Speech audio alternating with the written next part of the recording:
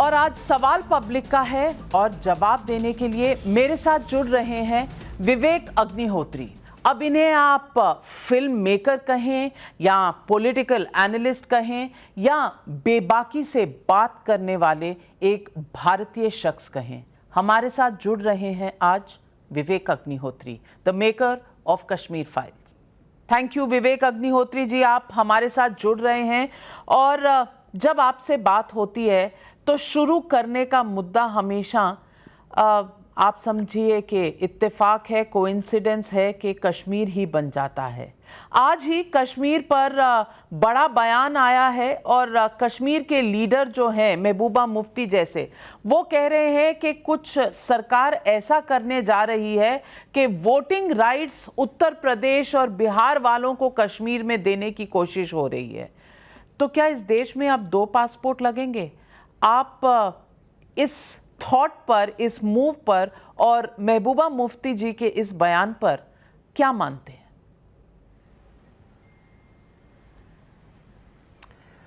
यानी अब उनका खुद अपने स्वयं का इंट्रोडक्शन वो खुद ही देती रहती हैं हर समय, तो मैं उनके बारे में क्या कौन होता हूँ बोलने वाला। लेकिन इन लोग का तो पूरा ट्रैक रिकॉर्ड जो है वो डिसइंटीग्रेशन का है, फ्रेगमेंटेशन का है। ये जब से भारत को आज़ादी मिली है, देखिए प्रॉब्लम ये है कि दो जगह पर चीज़ें डिवाइड हो गई। एक वो लोग जो भारत की इंटेग्रिटी के लिए लड़ते रहे हमेशा और आज भी लड़ रहे हैं, और एक वो लोग हैं जो देखना ही नहीं चाहते। उनको इस बात पे भी अफसोस था कि हैदराबाद कैसे भारत में मिल गया। ये लगातार सेपरेटिज्म और अब टेररिज्म, ये इनका जो ग्रेजुएशन हुआ है उसमें मुफ्ती जी उसकी बड़ी लीडर हैं और उनके बयान मुझे आजकल बिल्कुल भी अचंभित नहीं करते हैं। मैं तो बल्कि सोच रहा था कि कैसे इस बात को कि जो आपने देखा होगा जो कश्मीर में जो धीरे धीरे बीच बीच में जो ये हिंदूज की किलिंग्स हो रही हैं, एक बहुत स्ट्रांग थ्योरी जो कश्मीर में चल रही है कि कहीं इसके पीछे एक पॉलिटिकल कॉन्स्पिरेसी तो नहीं है। मैं चाहता हूँ उसके बारे में अगर मुफ्ती जी जवाब दें और लोगों को बताएं कि नहीं, उससे उन लोगों का कोई भी लेना देना नहीं है और उसको कंडेम करें। I think that would definitely give me more, उससे शायद उनकी क्रेडिबिलिटी थोड़ी बढ़े। मैं ये भी पूछना चाहती हूँ कि ओवैसी साहब कहते हैं कि गवर्नमेंट ने कश्मीर फाइल को प्रमोट किया और उन्होंने कश्मीरी पंडितों का एक तरह से इस्तेमाल किया अपनी वोट बैंक पॉलिटिक्स के लिए। अब कश्मीरी पंडित वहां पर ढूंढ ढूंढ कर ठोके जा रहे हैं। कश्मीर फाइल्स एक कारण है जिसकी वजह से कश्मीरी पंडित अब टारगेट हो रहे हैं, कश्मीरी हिंदू टारगेट हो रहे हैं। इस पर आप क्या कहेंगे? क्योंकि कश्मीर फाइल्स जिस जज्बे से आपने बनाई है और जितना उसको सपोर्ट मिला है, उसी पर सवालिया निशान। नहीं, देखिए अब ओवैसी साहब तो पॉलिटिक्स में है, उनका तो फर्ज बनता है, उनका वोट बैंक ही यही है तो उन्हें तो ये कहना है। लेकिन हम 4 साल से फिल्म बना रहे थे और कितने स्ट्रगल सेक्रीफाइस से हमने अगर फिल्म बनाई। अगर गवर्नमेंट का सपोर्ट होता तो क्या प्रॉब्लम था? अगर गवर्नमेंट का सपोर्ट होता तो थिएटर्स भी हमें खूब मिलते। फिल्म तो हम पिछले 6-7 महीने से पूरी दुनिया में दिखा रहे थे, तब तो कोई गवर्नमेंट नहीं थी। और फिल्में अगर गवर्नमेंट के कहने से अगर चलती तो प्राइम मिनिस्टर मोदी जी की फिल्म भी चलनी चाहिए थी, पृथ्वीराज भी चलनी चाहिए थी, और इसके अलावा कितनी फिल्में साउथ में भी बनी हैं जो बहुत ही नेशनलिस्टिक सब्जेक्ट्स की हैं, लेकिन वो नहीं चली। फिल्में कभी इन कारणों से चलती नहीं है कि कौन उसे सपोर्ट कर रहा है कौन नहीं कर रहा है, because it's your individual choice. तो मेरे ख्याल से ये जो अवेयरनेस कश्मीर फाइल्स ने क्रिएट की है diplomatically, I think it's a very good sign. लेकिन इस अवेयरनेस की वजह से बाकी लोगों की जो बॉयकॉट की कॉल्स होने लग गई हैं, जैसे अभी हाल ही की फिल्म थी लाल सिंह चड्ढा, बॉयकॉट की कॉल्स आने लगी, ट्रेंडिंग ये स्टेटमेंट्स हो गए पूरे सोशल मीडिया में, और फिल्म नहीं चली। तो क्या क्योंकि ऐसा माहौल बनाया गया था कि क्योंकि आमिर खान की फिल्म है और उन्होंने कुछ ऐसे पॉलिटिकली सेंसिटिव पोजीशंस लिए हैं इन द पास्ट, चाहे वो India is not safe for us any more and you know other statements that he has made, क्या आपको लगता है इस वजह से लाल सिंह चड्ढा शायद उतनी कामयाब नहीं हुई? नहीं, तो दंगल के वक्त भी तो बॉयकॉट के कॉल्स आए थे और दंगल के ही पहले शायद आमिर खान साहब ने वो स्टेटमेंट दिया था जिससे सब लोग नाराज हुए थे भारत छोड़ने का। तो पर दंगल तो बिकेम द बिगेस्ट हिट, उसको तो कोई प्रॉब्लम नहीं हुआ। और जहां तक ये बॉयकॉट की बात है, ये पूरा ब्लेम ऑडियंस पे डाल देना ये बिल्कुल पूरी तरह से गलत है। ये बॉयकॉट तो हमेशा से होता आ रहा है बॉलीवुड में। बॉलीवुड के जो लोग करता धरता है, जो उसको चलाते हैं, जो जमींदार हैं यहाँ के, ये लोग तो टैलेंट को, मूवीज को, पॉलिटिशियंस को, लीडर्स को, सबको बॉयकॉट करते ही आए हैं। ये तो बहुत बॉयकॉट करते हैं। चैंपियनशिप तो बॉयकॉट की इन्हीं लोगों के पास है। डी प्लेटफॉर्म करना, लोगों को कैंसिल करना, ये तो काम यही लोग करते रहते हैं। आपको भी किया होगा शायद एक दो बार कुछ इस तरह से। तो इनको तो पहली बात कोई हक ही नहीं है शिकायत करने का। मेरी तो जितनी बुद्धा है ना ट्रैफिक जैम तो पूरी तरह से इन्होंने बॉयकॉट कर दी थी। ताशकंद फाइल्स को तो क्रिटिक लोगों ने बॉयकॉट कर दिया था, उसके बाद थिएटर वालों ने कर दिया था। कश्मीर फाइल्स को तो अभी तक ये कैंपेन चला रहे हैं उसके अगेंस्ट। तो इसमें तो ये लोग एक्सपर्ट हैं, इनको समझना चाहिए। पर हाँ, ये बहुत सीरियस मुद्दा है और मैं इसको काफी गंभीरता से लेता हूं। मेरे ख्याल से जो ये बॉयकॉट है, ये एक लोगों का गुस्सा है जो बॉलीवुड के स्टार्स की एक जो एरोगेंस है, कुछ डायरेक्टर्स की, प्रोड्यूसर्स की और स्टार्स की जो एक एरोगेंस है, जो घमंड है, और दूसरा जो एक आम आदमी, मिडिल क्लास हिंदुस्तानी व्यक्ति जो है, उससे जो डिस्कनेक्ट इनका हो गया है। मैं एक बहुत इंपॉर्टेंट बात आपको बताता हूं। ये मुझे एक किसी मिडिल क्लास फैमिली ने कानपुर में बोला था। उन्होंने मुझसे बोला, भैया जब ये कोविड चल रहा था, हम लोग सारे बच्चे भी आ गए थे घर में, छोटा सा घर है, गर्मी थी, पावर कट भी होता था, मच्छर काटते थे, आगे कोई भविष्य नहीं था, अंधकार था। उस वक्त में ये सारे जो लोग थे बॉलीवुड के, ये नाच गाने के वीडियो बनाते थे, अपने 500 जूते मेरे पास, वो वीडियोस बनाते थे, मॉलडीव्स में जाके ये लोग पार्टी कर रहे थे। तो हमको ऐसा लगने लगा, हमने क्या ये कोविड हमारे लिए है, क्या हम ही मरने के लिए बने? ये एक बहुत जेन्युइन क्वेश्चन है और मेरे ख्याल से बॉलीवुड के लोगों को इसमें इंट्रोस्पेक्ट करना चाहिए। कहीं ऐसा तो नहीं है कि जिस तरह की एक फ्लैशी फ्लैम्बॉयंट लाइफस्टाइल आपने इतनी ज्यादा गैप क्रिएट कर दिया है कि भारत का जो आम आदमी, उसको लगता है कि आप उसकी गरीबी पे हंस रहे हैं। आपने कहा बॉलीवुड के ओनर, जमींदार, किसकी तरफ इशारा है? जो लोग लोगों को प्रभावित करते हैं, जिनको सबसे अधिक पैसा और प्यार भी लोग देते हैं, वो उन्हीं लोगों की मैं बात कर रहा हूं। कोई ऐसी बहुत बड़ी बात नहीं है, सब जानते हैं, 5, 6, 7, 8 नाम है, ज्यादा नहीं है इसमें। तो वो लोग राजा हैं, हम सब लोग तो डरते नहीं। जैसा अमिताभ बच्चन साहब ने एक बार कहा था, मैं नहीं, पहले मैं भी थोड़ा सा घबराता था जब मैं बॉलीवुड का पार्ट था। फिर मैंने एक दिन मेंटली बॉलीवुड से रिजाइन किया, तो मैं स्वतंत्र हूं, अब मैं इंडिपेंडेंट फिल्म मेकर हूं, तो मुझे कुछ फर्क नहीं पड़ता है। और मुझे ऐसा भी लगा कि ये सारे लोग हर समय कहते हैं कि हमारी डिसेंट की रिस्पेक्ट करो, और हम डिसेंट कर रहे हैं। जब ये मोदी जी को गाली देते हैं या हिंदुओं को कुछ बोलते हैं, कहते हैं चूंकि हिंदूज जो है वो एस्टेब्लिशमेंट है, तो हमारी डिसेंट है, इसलिए हम उनसे अगेंस्ट बोल रहे हैं। We are speaking truth to power. मेरा सवाल ही उठता है इन्हीं लोगों से कि बॉलीवुड में जो इतना करप्शन, घोर करप्शन, एक मॉरल मतलब एक टोटल मॉरल डिके जो है, उसके अगेंस्ट कभी कोई आवाज, जो एक्सप्लॉइटेशन है, ऑपरेशन है जो बाकी लोगों का, उसके खिलाफ तो कभी कोई नहीं बोलता। उसके सामने तो सब सरेंडर करके नतमस्तक हो जाते हैं, और बाहर आके दुनिया में जब बोलते हैं कि we are standing against the power, तो आपको लगता है कि भारत का आम आदमी क्या इतना मूर्ख है कि वो इस हिपोक्रेसी को देख नहीं सकता है? तो people have seen through and now people are saying you give us good content, तभी हम देखेंगे। आप हमको अब ये पैकेजिंग कर करके दिवाली रिलीज, ईद रिलीज, और इसकी फिल्म और उसकी फिल्म, आप हमको बेवकूफ नहीं बना सकते हैं। This is the verdict. मैं कुछ छुपा छुपू के बात नहीं करना चाहता हूं। सारी लड़ाई की जो जड़ है वो है CAA से ये सारी बात चालू होती है। CAA के वक्त में और JNU के वक्त में भी जब वो कन्हैया केस हुआ था, तब भी इन लोगों ने आम जनता का, जो कि CA के साथ जुड़ी थी, उसको क्या क्या नहीं बोला है, किस तरह से उसकी खिल्ली नहीं उड़ाई, मजाक नहीं उड़ाया। और कोई भी जो आदमी या तो हिंदू इंटरेस्ट की बात करता है या मोदी जी को सपोर्ट करता है, उस आदमी को ये लोग पब्लिकली इतना रिडिक्यूल करते हैं कि आप कल्पना नहीं कर सकती हैं इस बात की। और उसमें सिर्फ ये आम आदमी को नहीं करते हैं, ये हर किसी को करते हैं। ये इनका एक फेवरेट स्पोर्ट रहा है।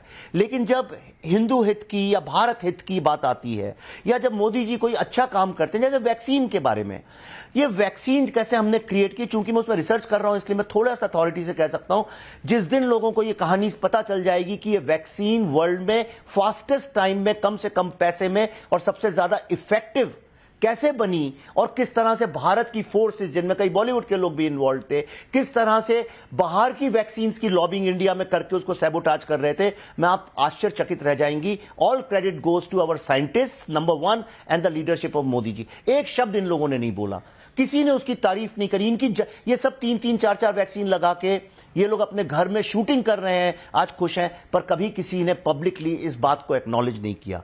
लेकिन जब वो चिताएं जल रही थीं, जब ये क्वेश्चंस उठ रहे थे कि वैक्सीन बनेगी कि नहीं बनेगी, तो हर कोई उसमें कंट्रीब्यूट करके एक वैक्सीन हेजिटेंसी क्रिएट कर रहा था, लोगों के दिमाग में फियर क्रिएट कर रहा था। कई लोगों ने तो इनडायरेक्टली ये भी बोला था कि if the Muslim community doesn't want vaccine then government is nobody to force them to take it. Nobody forced it, Muslim community ने खुद अपने आप लगवाई उसको, क्योंकि सबको जान की चिंता थी।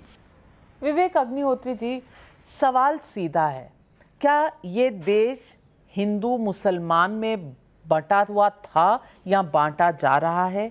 नॉर्थ साउथ में बंटा हुआ है या बांटा जा रहा है? या अब आपके फॉर्मूले से अगर मैं देखूं तो प्रो मोदी और एंटी मोदी बस दो ही मजहब हैं इस देश में। आप क्या समझते हैं, कैसे आज इस देश को लोग डिफाइन कर रहे हैं? नहीं, अब बंटने की बात तो 1947 में सेटल हो गई थी, जब भारत का बंटवारा ही कर दिया गया था हिंदू मुस्लिम के आधार पे। और अगर आप देखें तो जो खिलाफत का मूवमेंट चालू हुआ था 1921 में, मोपला राइट्स हुए, उसके बाद डायरेक्ट एक्शन डे हुआ, वो सिलसिला कभी खत्म ही नहीं हुआ। लगातार भारत के 70 साल का जो इतिहास अगर देखें आप, तो उसमें सिर्फ हिंदू मुस्लिम राइट्स कभी इधर कभी उधर कहीं ना कहीं होते ही रहे। उसका कारण ये था कि हम लोगों ने मुस्लिम्स को अलग तरह से ट्रीट किया, हिंदूज को अलग तरह से ट्रीट किया। अगर माइनॉरिटीज का इशू होता इस देश के अंदर, जैसा लोग कहना चाहते हैं दुनिया में, तो फिर ये तो प्रॉब्लम सिख, जैन, पारसी हर किसी के साथ होता, उन लोग के साथ नहीं है। तो मतलब ये सारा प्रॉब्लम सिर्फ हिंदू और मुस्लिम पे बेस्ड है। मेरा ऐसा पर्सनली मानना है, जब तक इस देश में हमारा कॉन्स्टिट्यूशन और हमारा जो संविधान और जो सिस्टम है, व्यवस्था है, जब तक we will talk in terms of majority and minority between Hindus and Muslims, ये प्रॉब्लम कभी खत्म नहीं होगा। क्योंकि आपने ही एक डिवीजन क्रिएट कर दिया है कि भाई दो अलग तरह के लोग हैं, जबकि ऐसा नहीं है। आम दिनचर्या में तो हम सब एक दूसरे के साथ इंटरेक्ट करते हैं।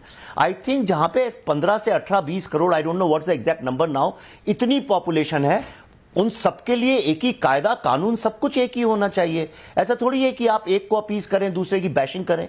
दूसरा क्या हो गया कि जो सेकुलरिज्म था इस कंट्री में, जिसमें बॉलीवुड ने भी बहुत बड़ा गेम खेला है, सेकुलरिज्म को डिफाइन कर दिया गया Muslim appeasement and Hindu bashing. अब ये हम लोग, हमारी जो जनरेशन थी, मेरे माँ बाप की जो जनरेशन थी, उनने तो टॉलरेट कर लिया, लेकिन आज जो बच्चे ग्लोबली अवेयर हैं, जिनके हाथ में 2-2, 3-3 डिवाइसेस हैं, सोशल मीडिया में एक्टिव हैं, दे आर असर्टिंग देमसेल्व्स। ये बॉयकॉट आपको क्या लगता है ये बड़ी उम्र के लोग कर रहे हैं? तो सारे यंग बच्चे कर रहे हैं, जो इनके फैन थे, आज वही लोग इनको बॉयकॉट कर रहे हैं।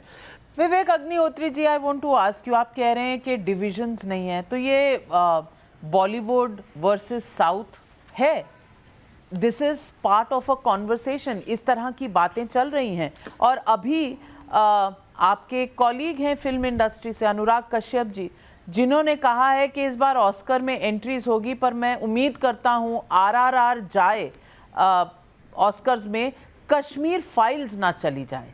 अब उस पर आपने ट्वीट जरूर किया है, पर खुलकर आपने नहीं बोला है। मैं पूछना चाहती हूं, is this also stigmatization, or is this really talking about the quality of a winnable movie at the Oscars? अब मैं व्यक्ति विशेष की बात नहीं करूंगा, लेकिन जब भी कहीं आग लगती है तो मुझे ये तो पता रहता है कि माचिस किसके घर से आई है। तो लेकिन आप मुझे एक बात बताइए कि कोई भी ये विश करे कि कोई फिल्म जाए, जैसे मेरा बड़ा मन है कि रॉकेटरी जाए। करूंगी Vivek Agnihotri, I don't know this new Vivek Agnihotri जो आज बार-बार डिप्लोमेटिकली कह रहा है मैं किसी व्यक्ति विशेष की बात नहीं करूंगा। Navika don't do this, Navika don't do this. No, because Anurag Kashyap please on his name has tweeted. I am asking you a pointed question. तो मैं, ये माचिस की तिल्ली कहां से आई? मैं आपको बताता हूं, मैं ऐसा नहीं, मैं कुछ अवॉइड कर रहा हूं।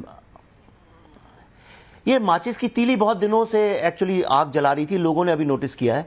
तो मैं आपको बताता हूं मैंने क्यों अनुराग कश्यप के उस पर ट्वीट किया, क्योंकि मैं पैशनेटली फिल्में बनाता हूं अपनी, बहुत हम सेक्रीफाइस भी करते हैं उसके लिए, और उतने ही पैशनेटली मैं अपनी फिल्मों को प्रोटेक्ट भी कर सकता हूं।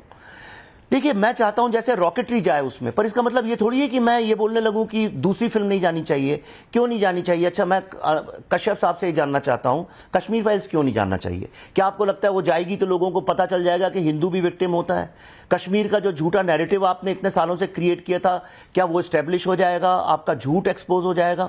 आपको किस चीज़ का डर है? हाँ, अगर वो बोलें कि ये फिल्म इसलिए नहीं जानी चाहिए कि मुझे ऐसा लगता है कि इसका कैमरा वर्क अच्छा नहीं है या इसकी एडिटिंग अच्छी नहीं है, मैं समझ सकता हूं। लेकिन आपने सिर्फ कश्मीर फाइल्स को क्यों पिन पॉइंट किया? What is the reason? It's one of the highest viewed film, Hindi film, it's all time blockbuster. आप ये कहना चाह रहे हैं कि वो सब लोग जो हैं उनकी ओपिनियन, उनका टेस्ट, उनकी लाइकिंग कुछ मैटर ही नहीं करती है? और आपको किसने अथॉरिटी दी? आप ना तो जज हैं ना ज्यूरी हैं, और ज्यूरी तो अभी बैठी भी नहीं है। मार्च में होते हैं ऑस्कर्स, आपने अभी से कैंपेन चला दी, और उसके बाद आपके जो पीआर था अपनी फिल्म को प्रमोट करने में, अपने ही स्टेटमेंट को आपने सारे न्यूज़पेपर्स और सब जगह चलवा दिया। When it started getting viral, मैंने तो ट्रेंडिंग में देखा, जब वायरल होने लगा then I reacted to it, क्योंकि ये गलत प्रथा है। कल को फिर क्या होगा कि ज्यूरी इंडिपेंडेंट नहीं रहेगी और आप उसको बायस करेंगे और इसको लेकर हर समय एक विवाद खड़ा करेंगे। तो I think it was moral bankruptcy, that's why they said that, with a political agenda, definite political agenda। और ये लोग हैं जो अपनी मोदी हेट को एक फिल्म के ऊपर उतारना चाहते हैं, हिंदू फोबिया को एक फिल्म के ऊपर उतारना चाहते हैं। That is all I would like to say at this moment. माचिस की तिल्ली आई कहां से? माचिस की तीली यही जो एक कम्युनिस्ट लॉबी, कम्युनिस्ट तो नहीं बोलूंगा, यानी वो कम्युनिस्ट भी नहीं है तो कम्युनिस्ट होते बोलता मैं, जिनको अर्बन नक्सल्स होते हैं कि बड़ी स्ट्रांग लॉबी है, जो आप देखिए हर समय एंटी हिंदू सब्जेक्ट्स पे खुल के बोलते हैं। ये राम जन्मभूमि के अगेंस्ट थे, ये सीए में खड़े रहे, शाहीन बाग गए, ये लोग जो फैक्ट चेकर्स हैं उनके सपोर्ट में खड़े होते हैं, घर घर तिरंगा के अगेंस्ट ये कैंपेन चलाते हैं। ये हमेशा लगातार हिंदू साधु संतों का मजाक उड़ाते हैं अपनी फिल्मों में भी, और इसीलिए ये कश्मीर फाइल्स के अगेंस्ट खड़े हुए हैं। तो ये जो हमेशा बात करते हैं एम्पैथी की, ह्यूमन राइट्स की, ये एक ढकोसला है, ये झूठ है। और देखिए, मेरे को कुछ फर्क नहीं पड़ता, मैं तो इनसे बाहर हूं, मैं इन पर डिपेंड भी नहीं करता हूं, लेकिन आम आदमी है सीन थ्रू, आम आदमी को ये बात पता चल गई है कि ये लोग इतने हिपोक्रेट हैं, और इसलिए आम आदमी इनके फिल्मों के टिकट्स नहीं खरीद रहा है। Bollywood films are failing because of the arrogance of the so-called popular brands of Bollywood? या जब एरोगेंस आ जाती है आदमी को बहुत ज़्यादा, तो वो फिर वो केयर नहीं करता है, वो उसे लगता है मैं खुदा हूँ, मैं गॉड हूँ, मैं भगवान हूँ, मैं कुछ भी कर सकता हूँ, लोग मेरे लिए मरे जा रहे हैं। एक ये प्रॉब्लम हुआ। दूसरा क्या, देखिए 3 लेवल पे ये प्रॉब्लम है। दूसरा क्या प्रॉब्लम हुआ, ओटीटी की pricing.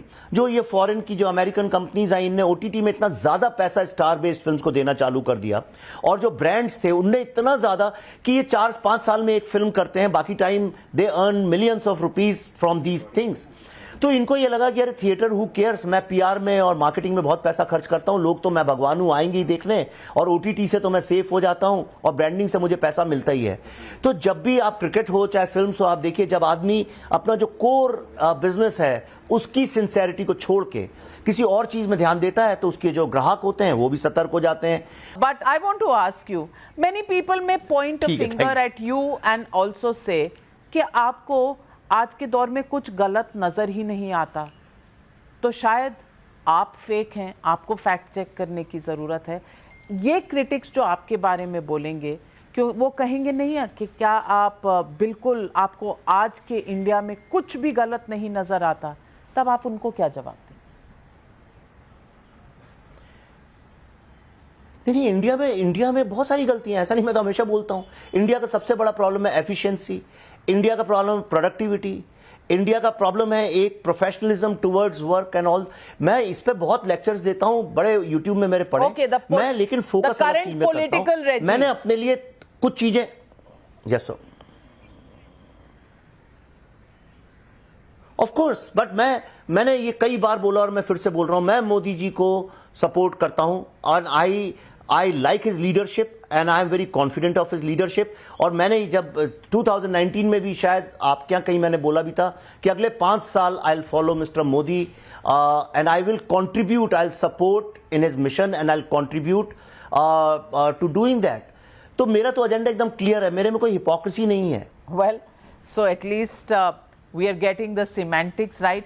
Vivek Agnihotri, you are always a pleasure to speak with, और ऐसा जब आप बात करते हैं तो ऐसा लगता है कि तमाम प्रॉब्लम्स देश की आज ही रिजॉल्व कर लें, हर मुद्दे पर बात कर लें, पर समय कम है।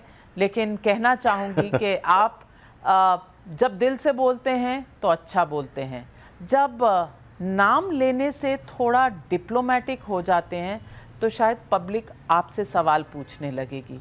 इसलिए नाम लिया करिए, आपकी बेबाकी ही आपकी पॉपुलैरिटी है और इसे ज़रूर कायम रखिएगा।